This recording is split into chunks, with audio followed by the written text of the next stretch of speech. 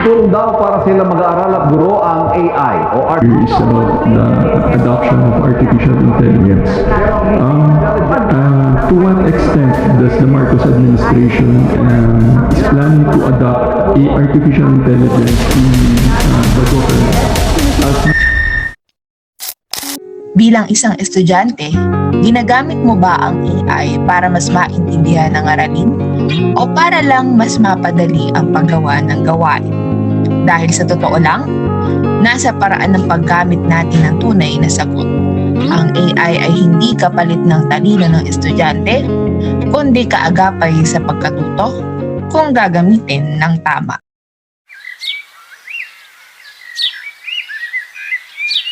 Hey guys, di ba mamayang gabi na yung pasahan ng essay? Hindi. Tapos about siya sa cause and effect ng corruption. Ang hirap nga eh. Ay lang yan, may AI naman eh. Uy, makakatulong nga yung AA, pero mas maganda pa rin kung talaga maintindihan natin ang topic. Tama. Wala kayo. Same assignment, same AI tools, but different intentions.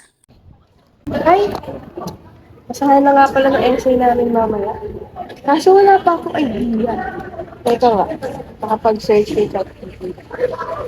Give me some ideas about the cause and effect of corruption. Pwede yun to ah. So, corruption leads to poverty, weak governance, and loss of trust. Okay, kaya ko na daw i-explain.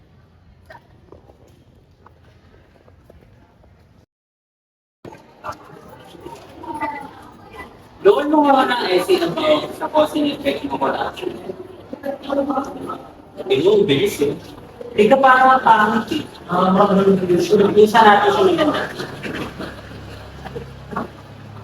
Di ba? Ang ganda. Zero effort. Ba't makakapag-class na? Yung bang pinag-compare mo na yan, naiintindihan mo yan. Kaya na, hindi naman tikitik eh. Para sa buhay. Emmy, anak, pakitawag mo naman si Brian, tsaka si Jasmine. Thank you!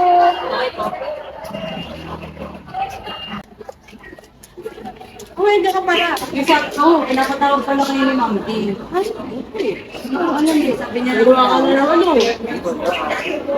Sige, nandun siya. Una ka na, CR muna ako ah. Sige, baka makulong ka ba? Sige, bye-bye. Come here, anak. Natutuwa naman ako sa gawa mo. Sobrang husay mo. Mukhang naiintindihan mo talaga yung aralin natin. Ay, talaga ko. Thank you po. Tulong po ba yun, ma'am? Ayun ko na lang po si Brian. Thank you po, ma'am. Thank you, anak. Yasmin. Ano po, ma'am? Bakit mo ako tinitawag? Kasi, tignan mo tong gawa mo. Paliwanag mo nga sa akin to, anak Brian. Bakit ito mo? Ano po problema dito?